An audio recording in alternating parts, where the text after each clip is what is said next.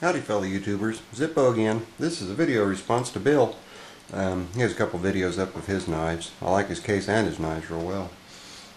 My knives are along a different line. They're a lot more compact than the ones that Bill shows. Some of them anyway. We'll go ahead and get started here real quick. This is CRKT Roll Lock 2. Belt clip, blue plastic handles. It did have a lanyard loop here. I took it off because to me it was just in the way. It's kind of interesting how it works. You push down and the blade goes forward on 4 rollers. There's 2 rollers on one side, 2 rollers on the other. Kind of nifty. When it comes to the forward position, it's locked in place. It's not going anywhere. Push the release, down it goes, back into place. CRKT Roll Lock. They still make them. These 4 are LB1s made by Schrade. 2 of them are made by Schrade USA, 2 of them are made by Schrade China. The reason I've got 2 China mades, I got one, didn't like the function of it, didn't like how it fit. So I thought I'd give it another chance, got a second one, same thing. So I don't recommend buying them unless you can find an old USA made Schrade or Uncle Henry Schrade. I got a Schrade and Uncle Henry Schrade. Vintage about 1982. To the late 80s, I believe, and they stopped making them, and they reintroduced them just recently. This is a buck, China-made buck. It's a 379, no lockback. It's a cheapie, made in China, licensed by Buck. It had very square edges on it when I got it. I rounded the edges of the bolsters off and rounded the edges of the rosewood laminates off, just to smooth it out and make it fit a little nicer in my pocket and not wear my pocket out so much. It's got nice snap, nice skinny toothpick type of blade, good for opening letters, stuff, cleaning under your fingernails, stuff like that. It's another China-made buck. I like the fitment, form, and function of this one also. It's a, let's get the light right here. It's a 326. It's a liner lock. It's also an open frame. It's ambidextrous. I'm left-handed, so it's nice to have a... By the way, the shoulder's doing a little bit better. I can move my arm around now. Anyway, the fitment on it is real nice. It's got a little rough spot here for right-handed people to hang on to it, make it easier for them to open it. That's all well and good. It doesn't help me too much being left-handed. It kind of defeats the purpose, and I've dropped it a number of times opening it with my left hand. Fits nice in the pocket, nice smooth edges. It's inexpensive, nice little pocket carry. It's just a little advertising knife. It's advertising Brotherly Fraternal Order of Eagles number 245. Just the way that it works is kind of neat. You flip it out and you swing that down and it becomes like a fixed blade, which is kind of neat. It was my uncle's. He passed away. It was in his stuff, and his sister, or his daughter rather, let me have it. This was my grandfather's pocket watch knife. Swiss Tech. I'm going to cover Swiss Tech after I get done with everything else. They're kind of neat. Just a Swiss made pocket knife that I keep handy on my desk, keep my fingernails clean. This is a Gerber, and it is a Gerber box type utility knife.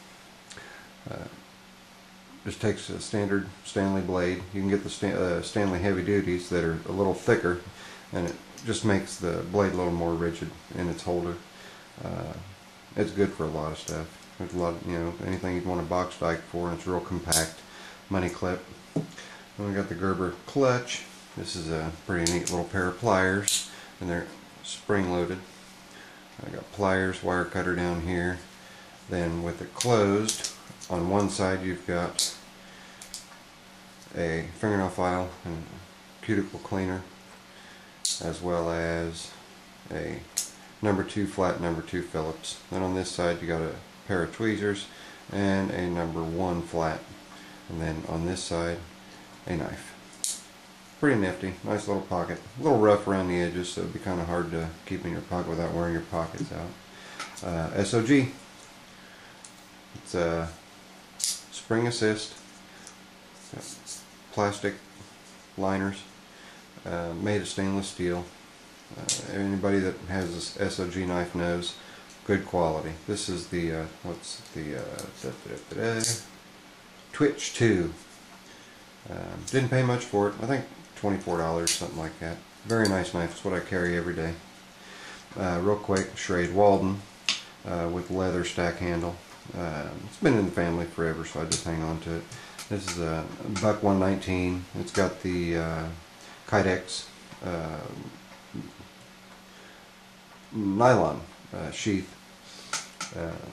Just come from Walmart, but when I go hunting, I like to have it for a decent skinner. We'll get these two.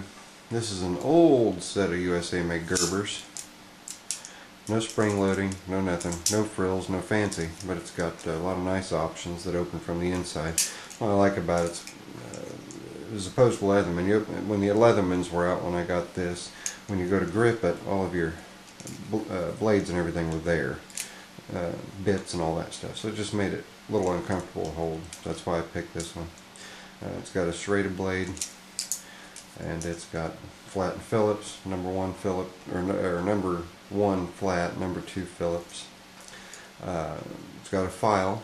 It's a bastard on one side and a fine file on the other. And you can retighten these using an Allen wrench if this stuff gets too loose in there. Right now it's a little loose, but I haven't carried it for a while. Then over here we've got straight blade, a lanyard holder, bottle opener with the number 1 blade, and then a number 2 flat blade. I don't know how much of that was in the screen. I kind of pulled it toward myself, but that's an older one. And then the Gerber suspension is a newer one.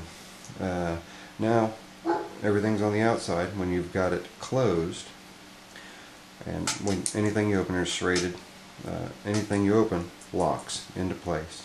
I'm not going to go through everything that's in it. Just look it up. Gerber suspension. It's got a lot of nice options to it, and it carries well on the holster. You can put the holster on either way. You can put the holster on so that it